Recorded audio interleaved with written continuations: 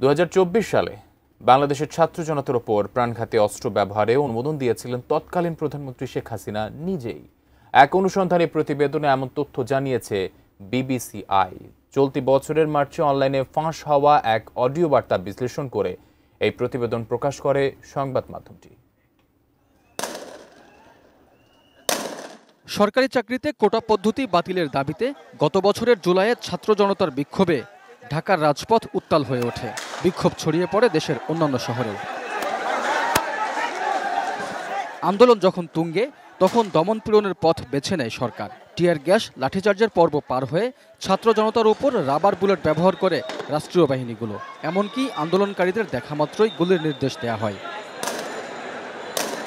বিবিসিআইয়ের অনুসন্ধান বলছে, আন্দোলন চলাকালে 18 জুলাই অজ্ঞাত পরিচয় একজন ঊর্ধ্বতন সরকারি কর্মকর্তার সঙ্গে ফোনালাপে প্রাণঘাতী অস্ত্র ব্যবহারের নির্দেশ দেন শেখ হাসিনা।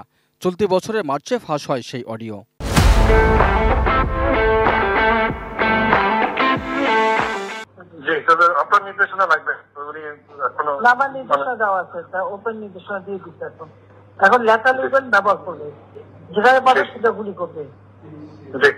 ফাঁস হওয়া ফোনালাপের সঙ্গে শেখ হাসিনার কণ্ঠস্বরের মিল শনাক্ত করেছে বাংলাদেশ পুলিশের অপরাধ তদন্ত বিভাগ সিআইডি। বিবিসিও অডিও যাচাই বিশেষজ্ঞ প্রতিষ্ঠান ইয়ারশটকে দিয়ে পরীক্ষা করিয়েছে।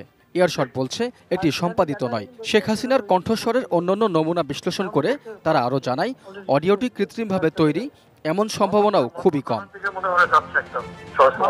শেখ হাসিনার বিরুদ্ধে আনা অভিযোগ প্রমাণে এই ফোনালাপ গুরুত্বপূর্ণ ভূমিকা রাখবে বলে মনে করেন আন্তর্জাতিক অপরাধ ট্রাইব্যুনালে প্রসিকিউশন পক্ষের উপদেষ্টা ব্যারিস্টার টবি ক্যাডম্যান।